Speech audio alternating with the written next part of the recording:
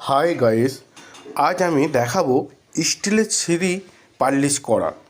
এর জন্য কোনো মিস্ত্রির দরকার নেই, আপনারা নিজেরাই করতে পারবেন।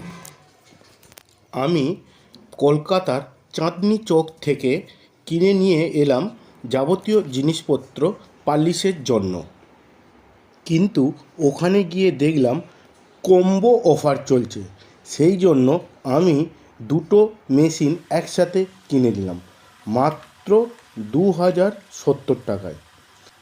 ঠিকানাটা হলো 205 চাঁদনি চক, কলকাতা 700072।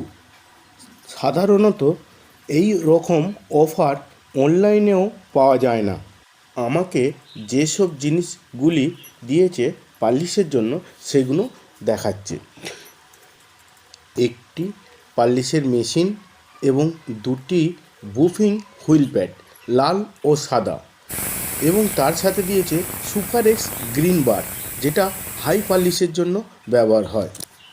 প্রথমে আমি মেশিনটাকে চেক করে নিচ্ছি কাজ শুরু করার আগে, এবং বাক্সের ভেতরে গাইডলাইন বই দেওয়া আছে, তোমরা দেখে নিতে পারবে ইউজ করা কিভাবে হয়।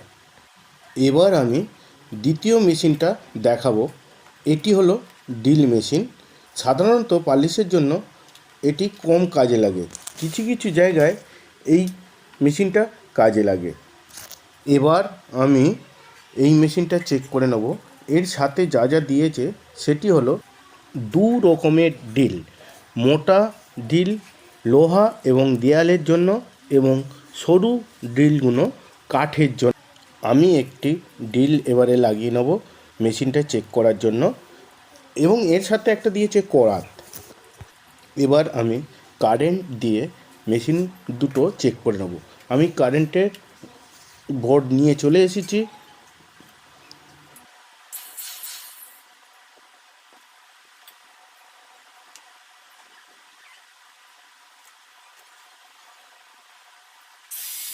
দুটি মেশিন ভালোভাবে চেক করা হয়ে গেছে।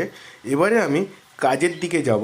বন্ধুরা, ভিডিওটা স্কিপ করবেন না, পুরো ভিডিওটা দেখুন।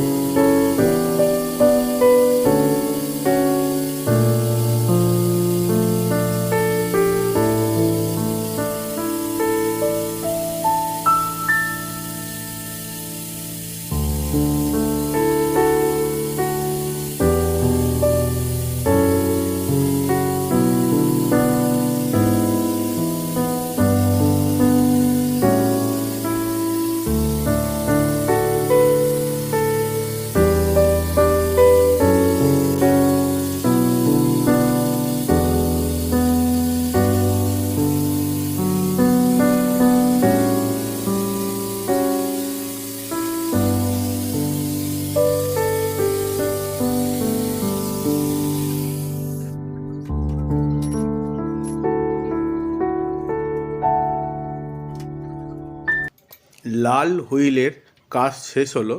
লাল হুইলের কাজটা ছিল স্টিলের পুরনো ময়লাগুলো স্টিল থেকে তুলে দেওয়ার। এরপরে আমি সাদা হুইলটা দিয়ে এইটাকে পালিশ করে নেব। কিন্তু একটা বড় কথা, আমার পুরো সিঁড়িটা হয়ে গেলে যে ভিডিওতে আগে দেখিয়ে দিয়েছিলাম গ্রিন বার, সেই বারটা পুরো গ্রিন, সমস্ত সিঁড়িটা হয়ে যাওয়ার পর ওই বারটা ব্যবহার করব হাই পালিশের জন্য। আমার সাদা হুইলের কাজ প্রায় শেষ। প্রিয় বন্ধুরা, ভিডিওটি লাইক ও সাবস্ক্রাইব করে আমার পাশে থাকবে। এবার পার্লিশের আগের ছবিটা দেখাবো এবং পরের ছবিটাও দেখাবো। আগের ছবিটা দেখতেই পাচ্ছ ডান দিকে, এবং এখন যেটা হয়ে আছে সেটা দেখতেই পাচ্ছেন, শাইনিং অনেকটাই বেড়েছে। এরপরে পুরো সিঁড়িটা হয়ে যাওয়ার পর গ্রিন বারটাকে লাগিয়ে দিয়ে হাই পার্লিশ করা হবে। এখান পর্যন্তই আমার ভিডিও শেষ হলো। বন্ধুরা প্লিজ শেয়ার করবেন, লাইক দেবেন, সাবস্ক্রাইব করবেন। ধন্যবাদ। পরের ভিডিওর জন্য আমি আবার ফিরে আসব তোমাদের।